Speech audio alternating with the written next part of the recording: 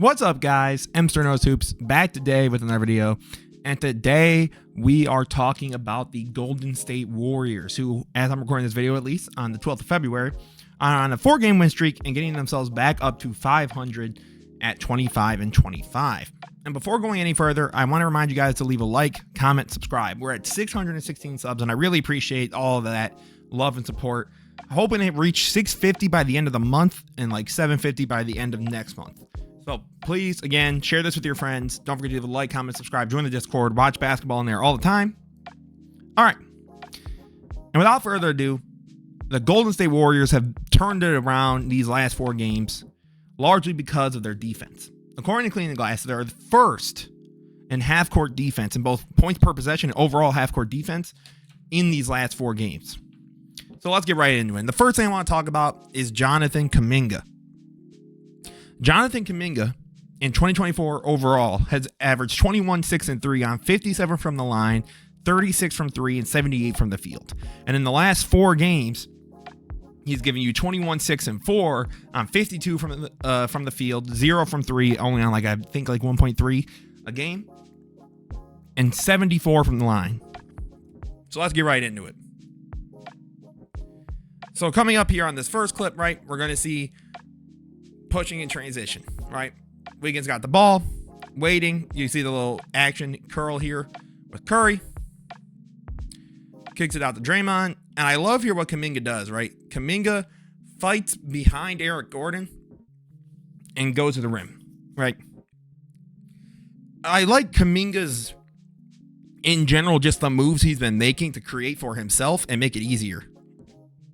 Right, so again, you're going to see Steph's gravity here, right? They're going to trap, get Draymond. Kuminga starts to cut because at this point, KD, Beal, and Booker all sort of close in and just throws the oop to where only Kuminga could get it, which is also showing the impact of finally having Draymond back, and he's not on some nonsense. So kicks it out to Podzinski, misses, fights for the board, back out to Kuminga, right? Gets the screen.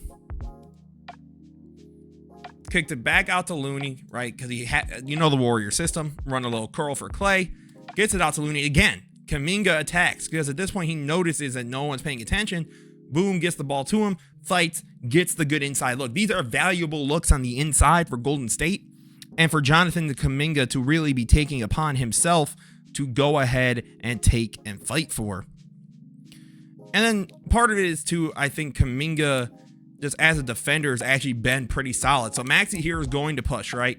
And Kuminga does a good job of recognizing that he's got a man behind him.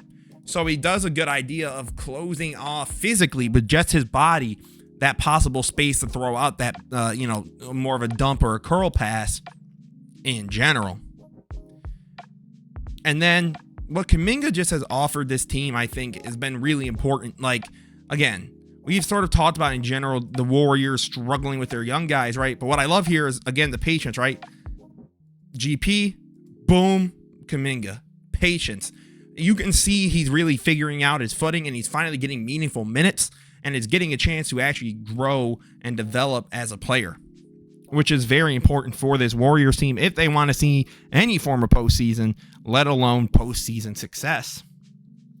Then the next thing I want to talk about is Draymond, who's averaging 9, 8, and 6 with about 1.6 stocks, steals, and blocks.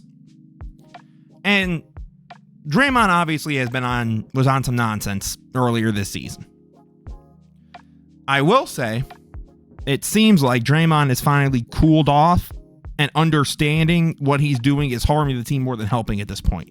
So this defense would not be first in half court if there was no Draymond Green.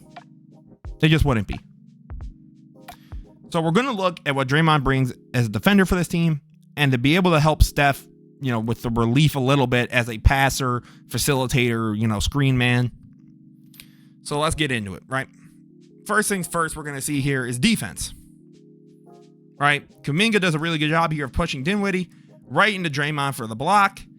Even though they get the putback, right? Like, Draymond does a really good job there of following through with Kuminga, and Kuminga fighting on the perimeter is also important, right? So Draymond goes over with Cam Thomas, no waiting, blocks. Again, it's just it's the beauty of what Draymond can do in terms of just sheerly keeping up with you, right? Like fights through the screen, keeps on his hip, forces him to basically have to go, put up a behind the back shot, gets the block in a crunch time, play. That's in less than 2 minutes. That's clutch time. And that's the kind of defense that the Warriors just in general have been missing, right? And I love this right here. Draymond, boom, right out to Saric. Too easy. It's just the easy shots that he can create because it's what he's used to, right? That's how Draymond creates. And I like that it's in the post to give you some different looks. Because again, look, you get Curry there, right?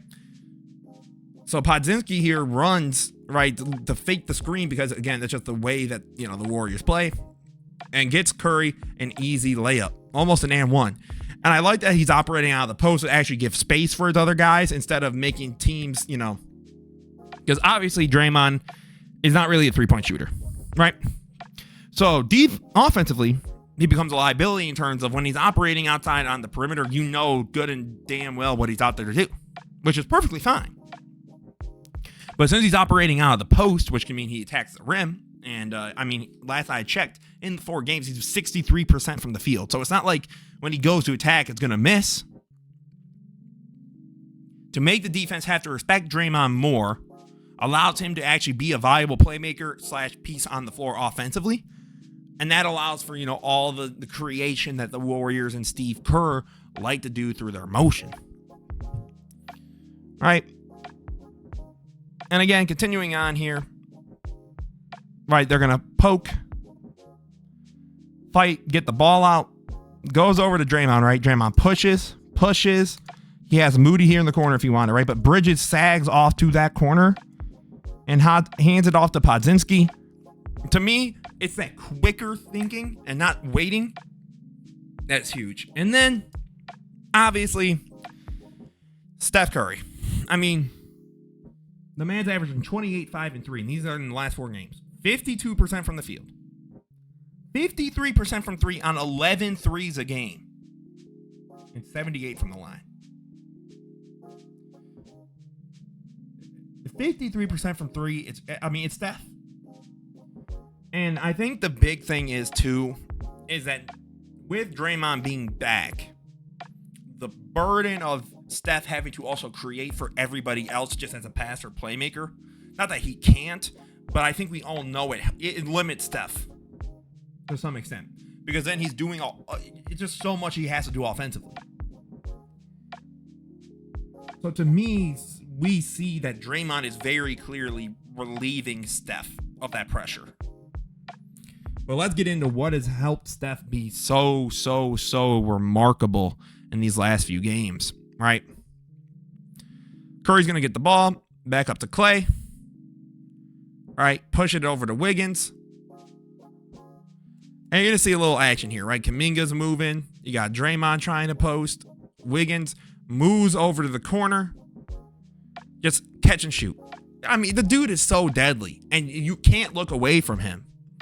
But the way that the Warriors were attacking here through the paint made the Suns, who aren't that good of a rim protecting team, have to go, we need to shrink. And that's going to cost you. Right? Again, run that little screen action here with Kuminga. You get Draymond to roll. And at this point, this is just on Nurkic. There's no way you're stepping back with Steph Curry. And just too easy. Pulls it in his face. Nothing he can do. Right? It's just the way the Warriors run their offense. And again, them being more of a paint attacking team to some extent is huge. You see, you got Draymond here on the perimeter. It's like I said earlier. It's sync, right? The whole team just sank. They didn't care. They're okay, go ahead, Clay. Go ahead, Draymond. You got it, bro. Immediately steps back. Lets him be willing to shoot. Right? Gets Kuminga to get Steph. And the man just gets lost in all this action, right? KD's like, okay, you're going here. And Okogie's just too far behind. Jumps. Corner 3. It's just too easy. Steph creating for himself is so much easier now because he's not having to do it as much through on ball. Not that he can't, because obviously, the man is a dribbling maestro. But we all know Steph's, bread and butter is through that off-ball movement. And then Steph as the passer, facilitator, right, gets Draymond here for the screen, Beautiful pass, right? The whole defense collapsed, and Steph just starts walking back. Because at that point, all he has in front of him is Tyrese Halliburton. He's not going to stop Draymond Green attacking the rim. Gets the rebound, right? Slows it down. Goes, okay, let's see where we can really get going. Right? You have Podziemski here trying to do a little something. Boom. Gets Kuminga out to Draymond, right? Gets a little screen pinned down. Back out to Kuminga. Podziemski sets something. Dinwiddie goes over. They go to the corner to help Steph create, right? Fights over the screen. This to me is right. So he fakes and then gets the pass off to Draymond. Like the gravity of Steph is legitimate. Now, I do think fans at times use it as an excuse for when Steph isn't playing very well. Sorry, Steph fans. But to me, this is how the Warriors start to get their games back in wins and actually moving up the standings. Now, do I think they're necessarily going to be a top 6 seed? I don't think so. Barring a crazy injury or losing streak from any of these top teams, I think, though, they can fight to get that 7 seed, 8 seed. And at that point, do what I bet on the Warriors winning? Not necessarily, but man, it's Steph Curry. It's the same idea as like if the Lakers make the playoffs, it's LeBron and AD. It's just a hard thing to tell me that that dude can't show up for at least one series. So as always, guys, this is M's for Nose Hoops. Let me know what you guys think down below. Is this Warriors win streak showing signs that they're finally putting it all together? Or do you think that this is just them kind of assembling kind of weak string and they'll kind of just fizzle out again? As always, guys, this was M's for Nose Hoops. Have a beautiful rest of your day, guys. Peace out.